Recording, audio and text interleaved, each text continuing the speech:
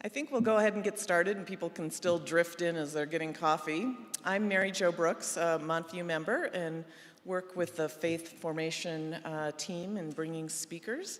And I'm super excited today that we have Anna Gerstle and Matt Bishop. They work for the state capitol, the legislature, so they every year help, or every election year, put together the Blue Book. These are the guys, they have many other jobs, but these are two of the authors of the Blue Book. So they analyze all statewide ballot measures, and then it gets sent. Hopefully everybody has received it in their mailbox, and it helps you make decisions, better informed decisions about the election.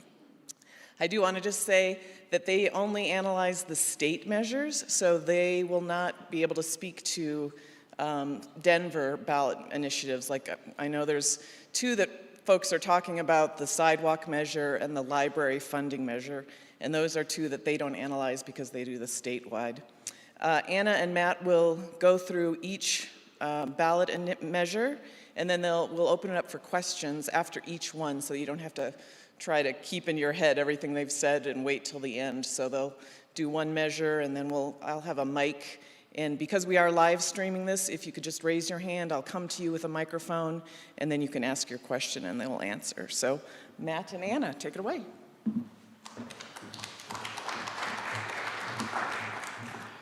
Thanks, Mary Jo, and good morning, everyone. I'm Matt, and this is Anna. You probably figured that out for yourselves by now. I'm going to make just a few introductory remarks, and then we're going to dive right in. This is the order in which we're going to look at the measures today. This is very similar to how they will be, for example, in your Blue Book, your voter information guide, except that we've taken the constitutional amendments and kicked them to the bottom. We wanted to make sure we had plenty of time to talk about the statutory amendments, so we decided to do those first. But other than that, everything is in the same order as you'll find in your Blue Book. And I will also just say, as you can see, there are a lot of these. There are 11. We're going to try to hit them all. And like Mary Jo said, we'll do questions after each one. So I'm just going to ask for your help with us in managing our time. We want to make sure we can get to all of your questions. We also want to get to all the measures, and we're going to do our best to do all of that. If you have questions that you don't want to ask on the mic, or if we're running behind and you make that decision for yourself, we'll be around for a few minutes afterwards to respond to any additional questions that come up. So with that said, I'm going to turn it over to Anna for Healthy School Meals. Great. Thanks, Matt. Thanks for having us today. We're excited to talk about these ballot measures. And I'm going to jump in and start with Proposition FF, which is Healthy School Meals for All. This is a measure that the legislature passed as a bill this year and then placed it on the ballot because there is a tax component for voters to consider. So Proposition FF would provide access to free meals for all public school students in Colorado. Currently, low-income students qualify for federal and state paid free meals based on their family's income, and then all other students pay for their school meals. You may be aware that during the last couple years during COVID, the federal government paid for free meals for all students. So this current school year, the 22-23 school year that just started, we're sort of back to the pre-COVID approach where students who are eligible for free meals receive those meals for free, and those who are not eligible for free meals pay for their meals. So if this measure passes, the school meal structure will look a little bit more like it did during COVID. If it does not pass, it will look more like it does this current school year, and it did before COVID started. The measure also creates 3 grant programs that would provide funding to school districts and school meal providers. Those grant programs would provide funding to assist with local food purchasing, employee wages or employee stipends, and also to provide some technical assistance to those meal providers. The program is paid for under the measure by increasing taxes on households with incomes of $300,000 or more. So the method for these increased taxes is to limit deductions that a household claims on their state income taxes. So you take either a standard deduction or an itemized deduction on your federal taxes, and under the measure then when you filed your state taxes, instead of keeping that same deduction amount, deductions would be capped at $12,000 for a single filer and $16,000 for a joint filer. It's a little bit of a confusing method, but the ultimate impact is increased taxes paid by people who make $300,000 or more. The final thing I'll just touch on is there are a couple provisions in this measure that would require the state and school districts to participate in 2 federal programs that would draw down additional federal funding that would supplement the state funding and help pay for the measure. We're anticipating that the revenue changes would generate about $100 million in revenue to pay for the program. There are 3 arguments in the Blue Book for the measure and 3 arguments against the measure. The first argument for is that the measure ensures that every child has access to food and is not hungry in school. Children who are experiencing hunger have lower grades and are more likely to struggle with behavioral, emotional, mental, physical issues. The second argument for is that the cost of school meals can be a significant expense for families. There are a lot of families that make just above the threshold to qualify for free meals, and paying for meals is a burden on those families. The measure will take a concern off of their plates. The third argument for the measure is that it removes a source of shame and embarrassment. When some kids receive free meals, others pay for their meals, there can be some stigma and shame for those who receive the free meals, and maybe they even end up skipping what would be one of their only healthy meals of the day. So that is the arguments for. The arguments against the measure, we also have 3 in the Blue Book. The first is that this measure raises taxes on households at a time when the cost of living is really high, inflation is high, housing is expensive, and it's, that money would be better served to stay with families. The second argument against is that the state should not pay to feed kids who can afford to bring a meal or who can afford to purchase a meal. It requires ongoing state funding, state resources, state oversight for a program that not all students need, and parents are able to, provide meals for their children if they can afford it. And then the third argument against the measure is that this money would be better served just being given to school districts to decide how best to spend it, whether it's teacher salaries, expanding educational programs, or some other purpose. That is a very quick and brief overview of the school meals measure, but I'm happy to answer any questions if some have come to mind.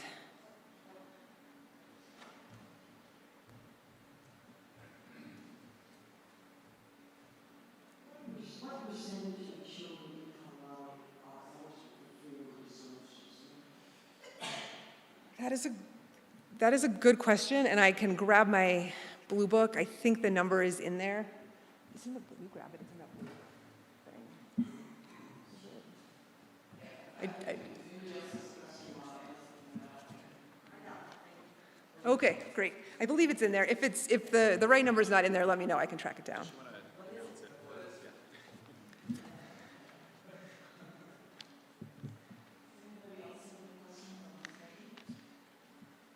So it's about 40% of Colorado students would have met the income guidelines to be eligible for free school meals. I believe that's in the 21-22 school year if the federal government wasn't paying for all. So it's about 40%. It varies a lot based on region in the state.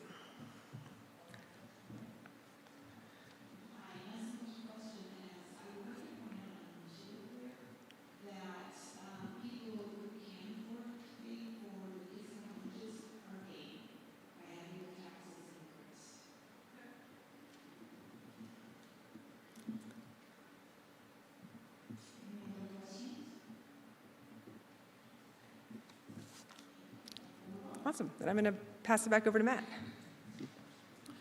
Okay, so the next one is Proposition GG, which is called Add Tax Information Table to Petitions and Ballots. This one is pretty straightforward. It does exactly what the title says.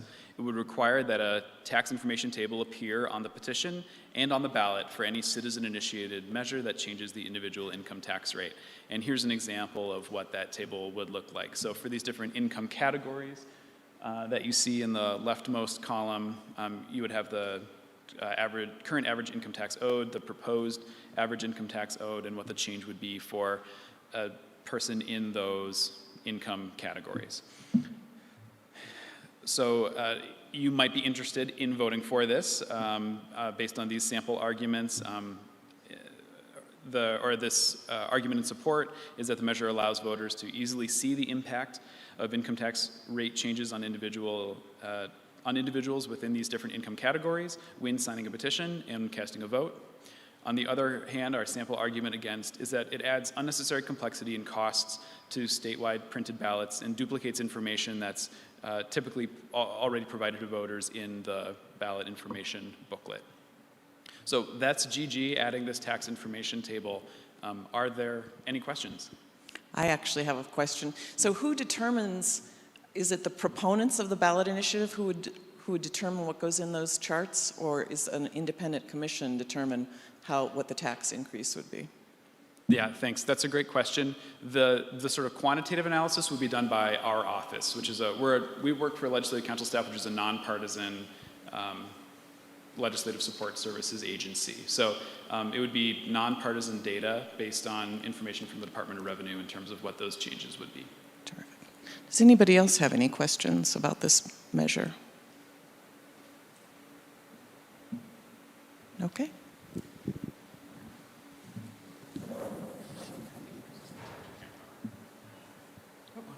It's still me.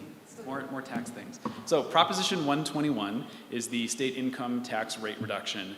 And in one bullet point here, it reduces the state income tax rate from 4.55% to 4.40% starting in the current tax year 2022. I've also included this Table 1 which we included in the Blue Book this year that shows what the change in tax owed would be for these different income categories. So I'll leave that for a minute so you can take in case you're looking at that, and then I'll move on to our sample arguments in support and in opposition to Prop 121. So our arguments in support of Proposition 121 are that the state government currently collects more taxes than it uses for the programs that it funds, and more tax money than is it legally allowed to spend under the Tax Pillars Bill of Rights. So by lowering the tax rate permanently, Prop 121 cuts out the inefficiency of sending money to the government that just gets returned to taxpayers, while providing those taxpayers with tax relief during future economic downturns. Our second argument in support is that there's no better time to cut the tax rate. The measure is a modest change that, according to the state's own forecasts, won't change the amount of money available for state spending for the next couple of years. And the state legislature just approved the largest budget in state history, and which is only expected to grow even with the tax decrease under Proposition 121. On the other side, in opposition to Prop 121, we say that most of the measure's benefits go to a small population of very wealthy taxpayers, including corporations. About 75% of taxpayers receive a tax cut of less than $63 per year, whereas those with incomes over $1 million, which represent less than 1% of taxpayers, will get nearly half of the total tax savings for an average of about $7,000 a year. And our second argument against is that high inflation, the ongoing pandemic, and chaotic international relations have elevated the risk of an economic recession. And if a recession occurs, the measure will likely reduce the amount of money available for the state budget, making it harder for the state to respond to economic challenges and provide critical services for those most impacted. So that's 121. I'll go back to this table in case some of you didn't get to finish looking at that. Lowers the tax rate from 4.55% to 4.40%. Does anyone have any questions? No questions about taxes? I can't believe that.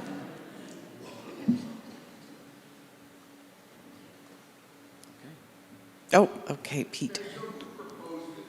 Oh, that's Pete's question is who was the proponent of this? I don't have the proponents off the top of my head. but that information is available. All these measures are submitted to the title board, and we can maybe try to look that up here real quick for you, or I want everyone to know that that is publicly available information. I just don't know what it is. I would just add that there was a similar measure to this on the ballot last year. And similar to Matt, I don't know off the top of my head who the proponents were, but I believe it's the same group that placed it on the ballot in a previous year. Okay.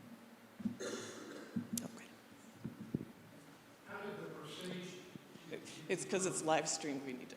How did the percentage reduction to 4.4 get determined?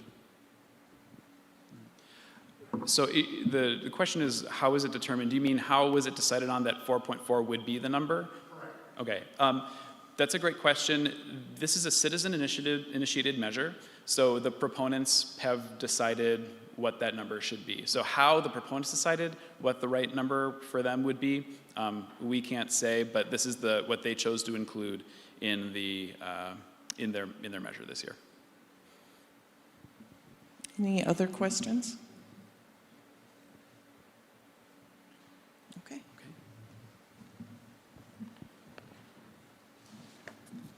Okay, I'm going to talk about Proposition 122, access to natural psychedelic substances. This measure would allow the supervised use of natural psychedelic substances at state licensed facilities for people age 21 or over. Initially, these facilities would only be permitted to supervise the use of psychedelic mushrooms, which is, I think, psilocybin and psilocin are sort of the two substances that would be available at those facilities. And then beginning in 2026, it would be up to the state whether they wanted to include other natural psychedelic substances, the names of which are up there, and I'm sure to mispronounce if I take that on. But there are 3 other substances that the state could decide to permit at these locations. And as I mentioned, the state would license these facilities, and they would only be available for people age 21 and over. The measure also decriminalizes the personal possession, growing, and sharing of 5 natural psychedelic substances by people 21 or over, but it does not criminalize the sale of these products. The measure would also allow local governments to regulate these supervised facilities, but it prohibits local governments from banning the facilities, banning the services that those facilities could offer, and local governments cannot ban the use of those substances. And then finally, the measure would establish penalties for the use or possession of these substances by a minor and for providing those substances to a minor. The penalties are things like required drug counseling or fines. I don't believe there's any jail time associated with those. I wanted to just really briefly provide a little bit of background. The substances that this measure would deal with are currently illegal under federal law. They're Schedule I drugs. And then the other thing I want to note is that the FDA has designated psychedelic mushrooms as a breakthrough therapy for depression in conjunction with counseling. And the designation of a breakthrough therapy, I believe, indicates that it's a treatment that shows promise, but it's not a full approval and authorization by the FDA.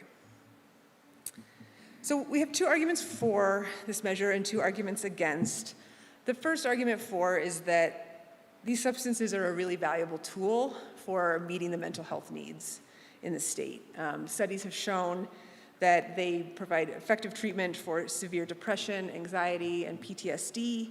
And the FDA, as I mentioned, has designated psychedelic mushrooms as a breakthrough therapy that may offer substantial improvement in treating depression.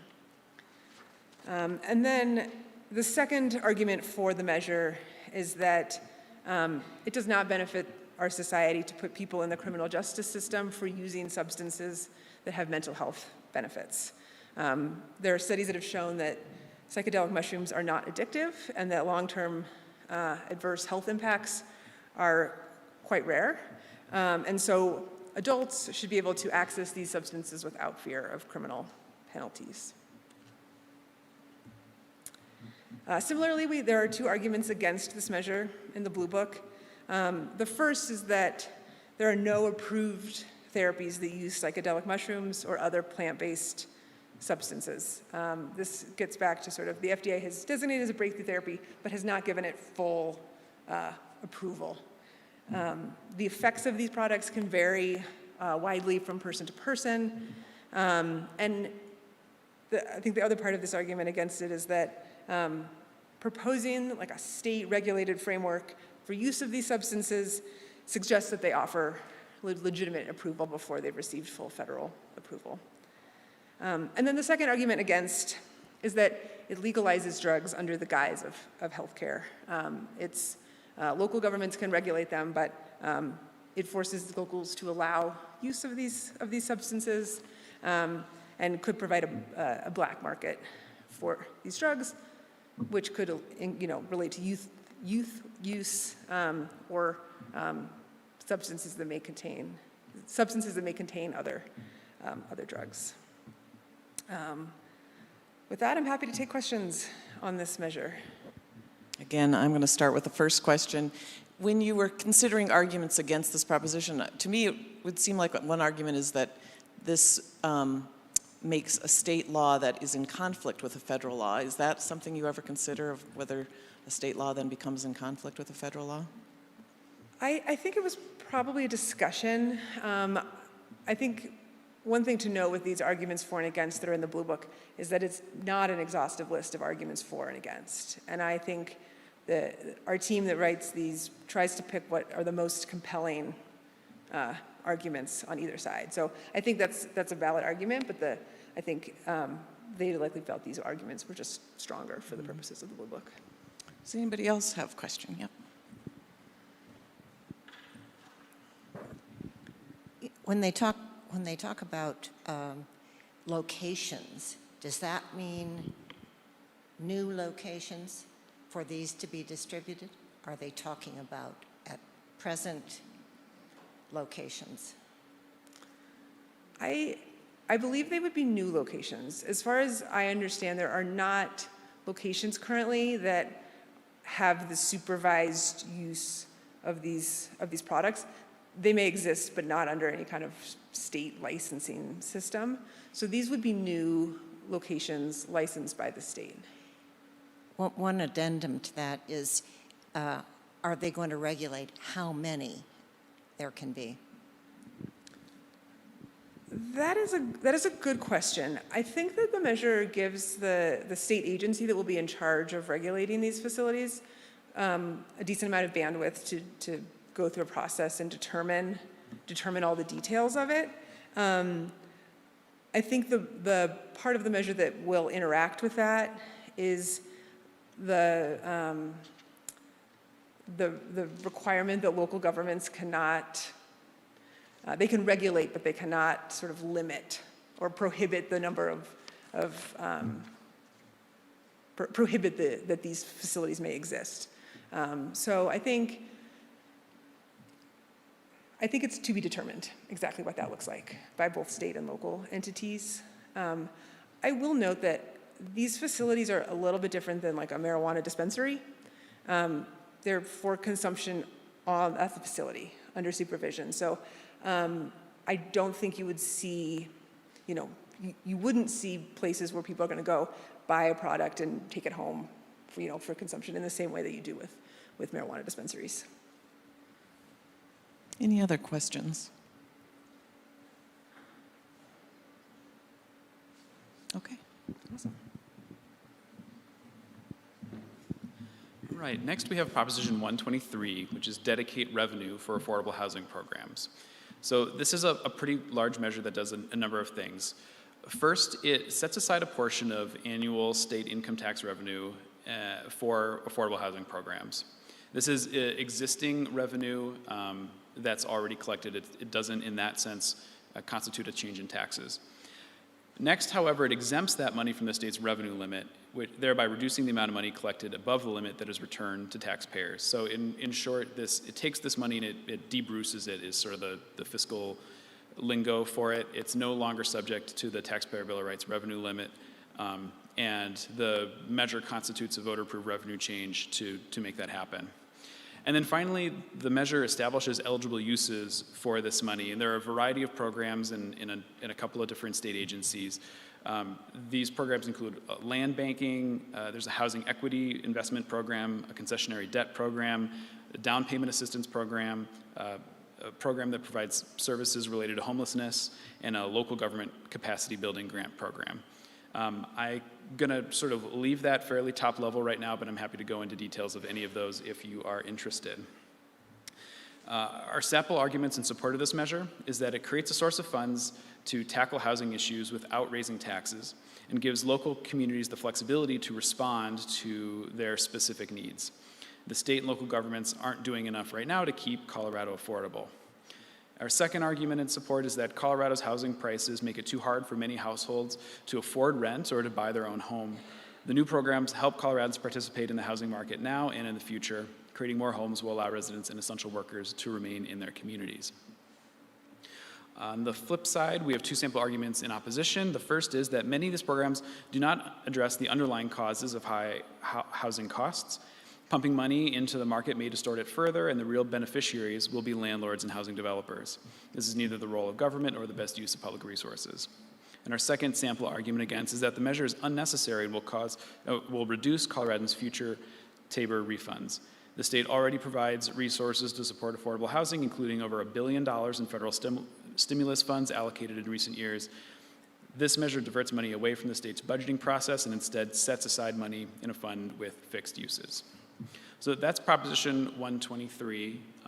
Do you have any questions?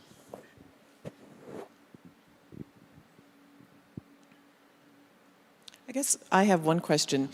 So the money will go to grant program? I don't want you to go totally in the weeds, but where does the money go to try to provide more affordable housing? Yeah, I'll pull this list back up here. So there are these 6 different programs. 3 of them would be operated by the Department of Local Affairs, and another 3 would be operated by an independent administrator run through the Office of Economic Development and International Trade. A number of these are essentially grant programs. For example, the land banking program. The housing equity program is like a program by which the state could make equity investments in affordable housing projects, and then the return on that investment would lend to what the measure calls a tenant equity vehicle, which allows renters in those programs or in these affordable housing units to essentially become entitled to a share of the equity growth in the building that they are renting or the unit that they're renting. Down payment assistance is sort of what it sounds like, an opportunity for certain eligible home buyers. I think the measure calls out first-time home buyers or first-generation home buyers to essentially get a grant to help them to make down payments. The local government capacity building is a grant program that would be made to local governments for their planning departments to increase their capabilities.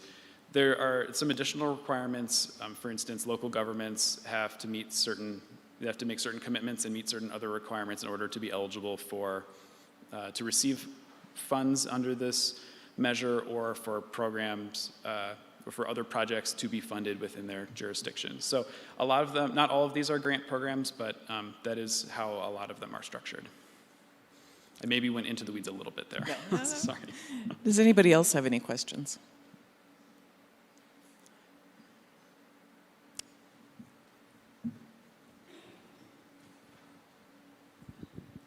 Who determines what is affordable? Yeah, great question. So the measure has a definition of affordable housing, and then each of the programs also has its own requirements. So generally, the sort of big picture, it's a combination of 2 factors. One is the income that a person or household has as a sort of a ratio of area median income For rental units, I believe it's about 60% of AMI, and for home ownership, it's 100%. Again, it varies a little bit from program to program. And then the other factor, in addition to their income, is what fraction of their income would go to housing costs. So whether it's rent, whether it's the mortgage, in some cases, utilities may be included. So it's this combination of how much money does a household make, and what are the expenses that, how much money would they have to spend on their housing. And if it's below certain thresholds, then that housing unit or housing project is designated as affordable under the measure. Any other questions? Okay.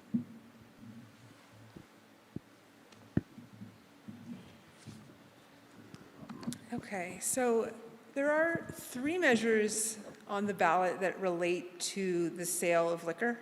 I'm going to go through all 3 of them, and then we can maybe do questions on all 3 of them afterward, since they kind of touch on similar subjects. I wanted to give you a very brief sort of background on what the current structure is. Under current law, retail liquor stores sell beer, wine, and spirits, and they are limited in the number of locations that they can have.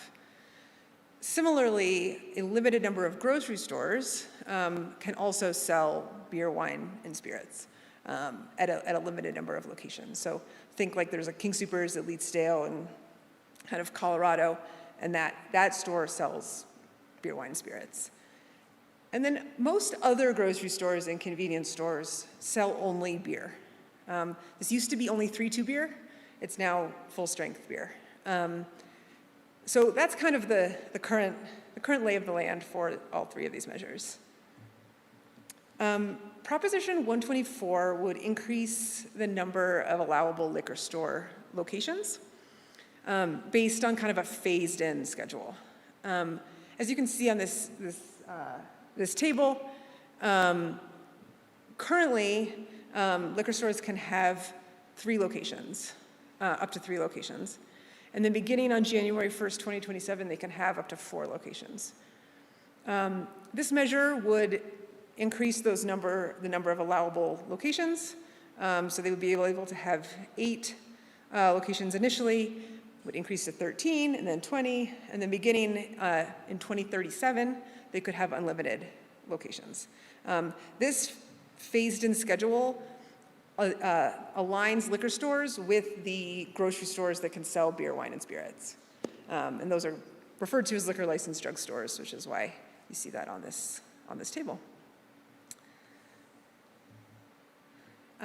So we have one argument for, one argument against the measure. The argument for is that it brings parity for liquor stores and addresses kind of a long-term competitive disadvantage for liquor stores compared to the large grocery store chains. It would allow them to compete more with those chains.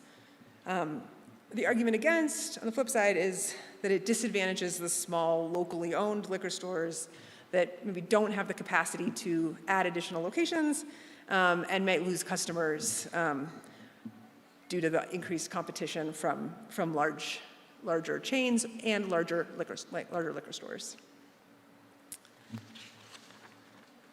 I think one other thing to note is that the current environment is kind of designed to ensure that the small neighborhood liquor stores can compete with those liquor stores, and this will shift that.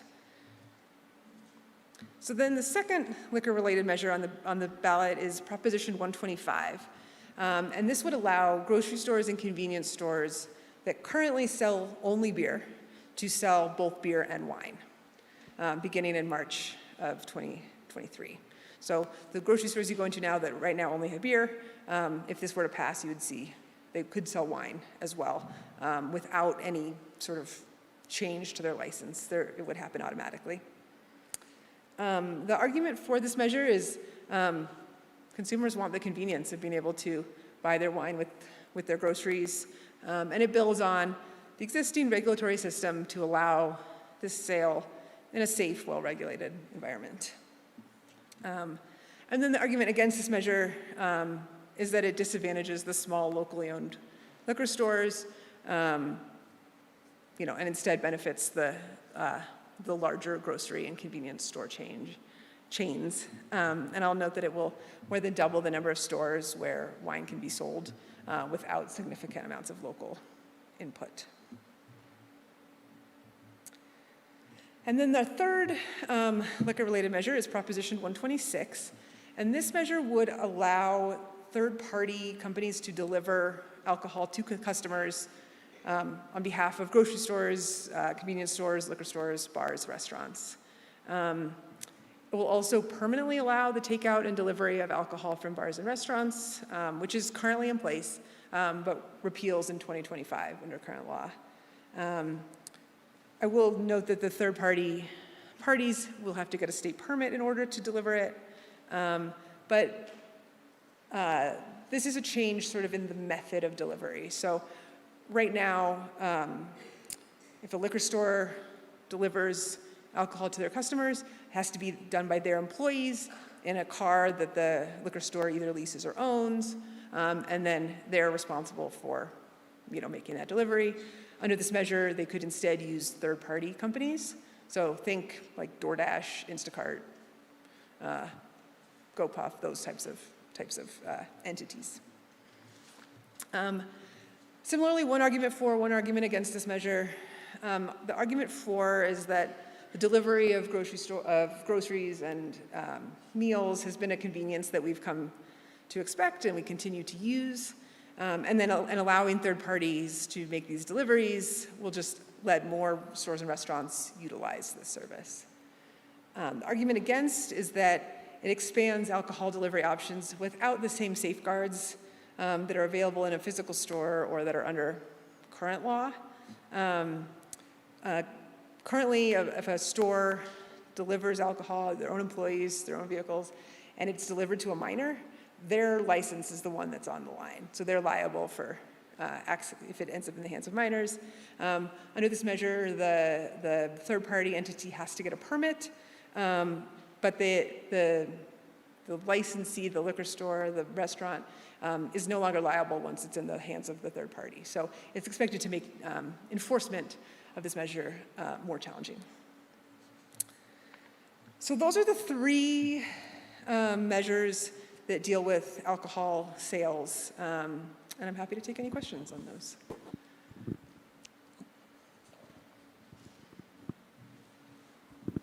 So I had a question about the expansion, the first one, I think it was the first one, expanding the number of liquor stores. So that's already, there's a whole overlay of zoning, right? I mean, you can't just have 3 liquor stores on the same block and they can't be next to a school. And I mean, so all of that will still be there. I don't really know what it all is, but just living in the neighborhood, I feel like if they want to open a liquor store, do they have to have a hearing? And all that would still happen. It's just that this, if they could find a suitable location, whatever that means, they could have more of them. Exactly, you're exactly right. Okay. If a liquor store wants to open a new location, they have to go through the same state and local permitting Yeah, process. it's pretty heavily regulated. They do. The local government has to do an analysis of whether it meets the needs and desires of the neighborhood. It can't be, as you said, within, I think it's 500 feet of a school. I mean, there's parameters in place. There's local hearings, like that process. And neighbors can complain or say no or voice their Exactly. opinion. Yeah, okay. Yeah, so that all remains, that remains in place. Okay, thank you. Yeah. Anybody else have a question? Okay, awesome.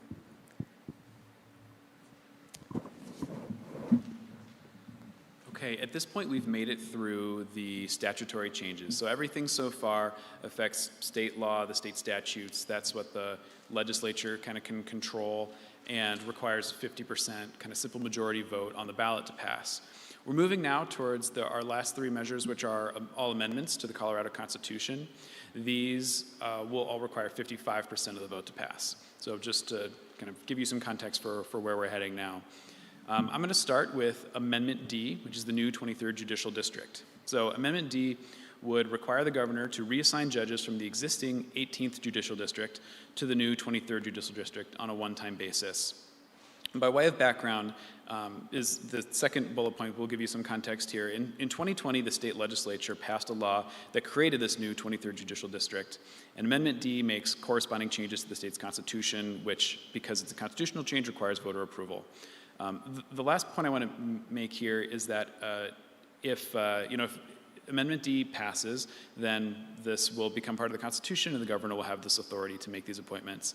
If Amendment D fails, the judicial district still exists, and they will still have to have judges. It's just less clear how that will happen.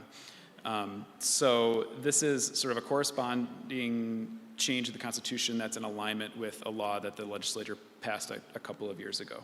So we have a sample argument, again, in support and one in opposition. So in support of Amendment D, the measure establishes a smooth transition for the new judicial district and helps avoid the cost of potential litigation. Because it's unclear if current state law will ensure the proper seating of judges in the new district, the amendment provides a definitive legal mechanism for this transition. Requiring the governor to assign judges to the new district in a timely and efficient way also prevents disruptions and delays in casework and court proceedings. Our sample argument against Amendment D says that the measure is not the only way to assign judges to the 23rd Judicial District. The Constitution and state statute allow for judges to be appointed through a vacancy process or to serve in other districts under certain circumstances. So that's Amendment D, and I'm happy to take any questions. Oh, right here. Where is the 23rd Judicial District, and why was the 18th District selected as the feeder district? Thank you for the question, Dr. Carey. I'm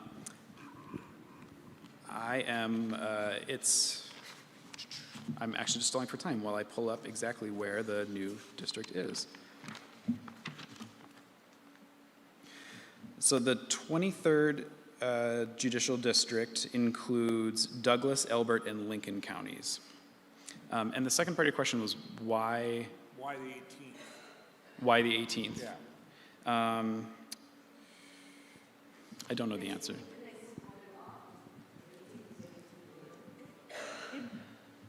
It may have to do with, I think it's an area that's seen a lot of population growth, and so I think it was sort of split off of part of that 18th district, and so the idea is if some of the judges go into that new district, then there's some continuity as far as like cases that are being heard, and it kind of just separates off into its separate thing. But I think it has to do with maybe population. So they're geographically adjacent?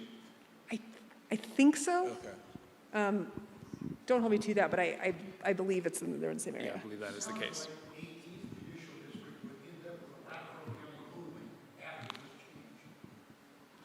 Yeah, the comment that was just made for folks on the live stream who maybe couldn't hear is that the new 18th district would only be Arapahoe County after, well, once this change takes place. Any questions about this?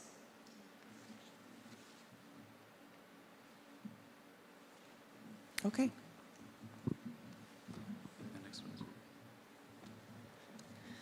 Okay, so the second of the constitutional measures is Amendment E, and this one would extend a homestead exemption to Gold Star spouses.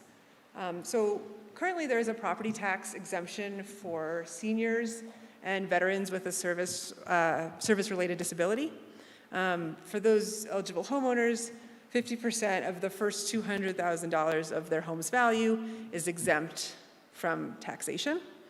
And this measure would extend that property tax exemption to surviving spouses of U.S. Armed Forces service members who died in the line of duty, and also to spouses of veterans who died as a result of service-related injury or disease. And the sort of corresponding effect of that is that it would reduce property taxes for those surviving spouses. There's one argument for and one argument against. The argument for it is that it does more to help Gold Star families whose spouses have lost their lives in service to our country and our state. And it also addresses sort of an inconsistency that is unfair to surviving families. Currently, a spouse of a disabled veteran can keep the homestead exemption once that veteran dies, but it provides no exemption if the spouse is killed while serving in the military. So this would kind of address that inconsistency that's currently in the program. And then the argument against it is that it only helps Gold Star spouses who are financially able to own their own homes. This exemption was initially intended to help address employment and income limitations of veterans with a disability, and Gold Star spouses may not have those same employment challenges as permanently disabled veterans do. So that's the argument against this measure. But I'm happy to take any questions.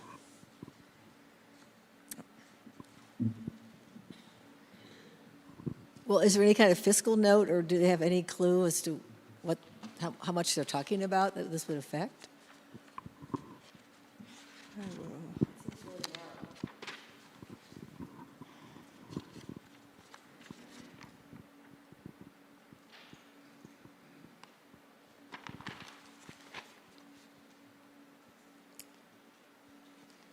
So the analysis done by our staff estimates that about 490 surviving spouses would be able to claim this exemption.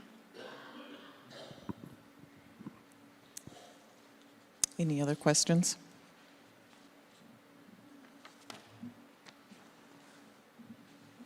Okay.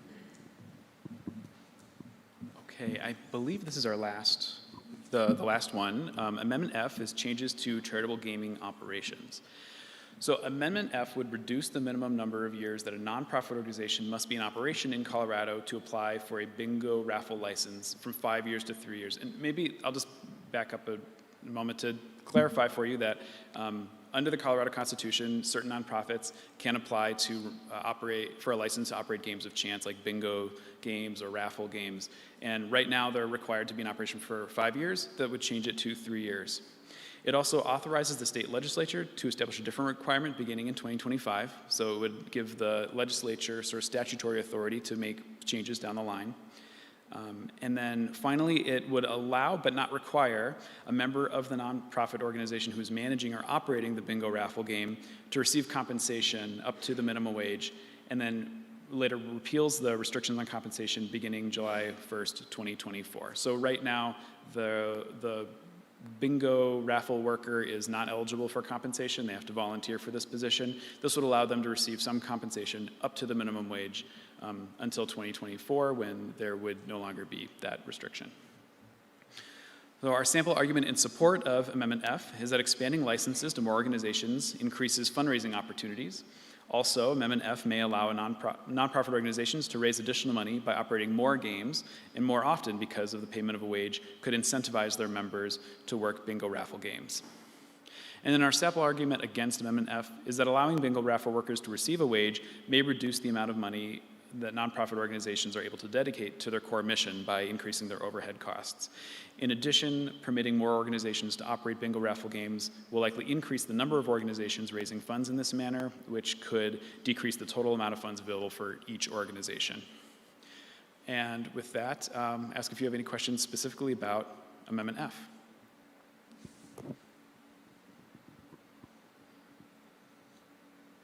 No questions?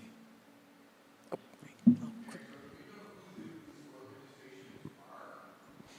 Do you have like examples of nonprofits that run these kind of bingo games and raffles?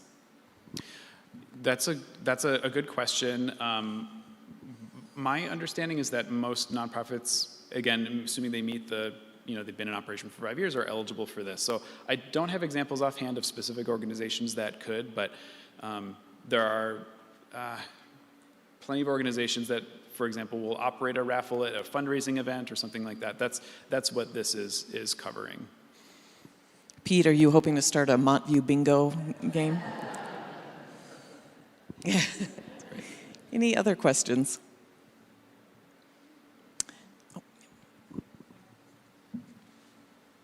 I can just give an example. Children's Hospital is one. Great, thank you. Just as an overview, now that you've had a chance to think of all of these ballot measures, do you have any questions for Matt or Anna on any of the others that they talked about earlier? Okay, well, thank you, Matt and Anna, for coming and giving us such a thorough briefing. We certainly, oh, sorry.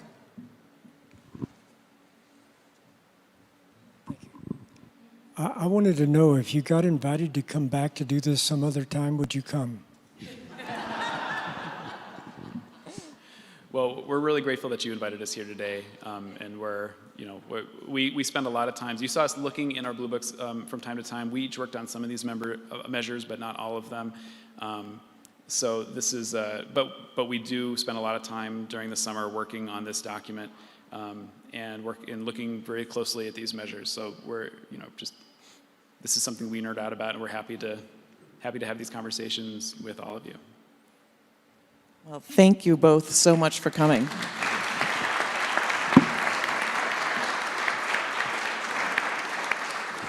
Yeah. And then I guess, as Matt and Anna said, they are happy to answer questions. They'll stick around for a few minutes afterwards if you want to ask a question that you didn't want to ask in front of the whole group. And Thank Mary Jo, you. if I can make one last kind of pitch. All the information we provided in our slides, we took right out of the Blue Book, your voter information guide. I hope all of you have received yours so far. I haven't gotten mine in the mail yet, so maybe some of them are still on their way. But we definitely encourage you to check out your Blue Book. You can get a lot more information there, a lot more detailed analysis than what we had time to provide today. And we're also available if you want to reach out to us, send us an email or give us a call. Our information is also on the legislature's website. Our job here is to make sure that you have the information you need to make the decision that's right for you. So thanks again for having us here today.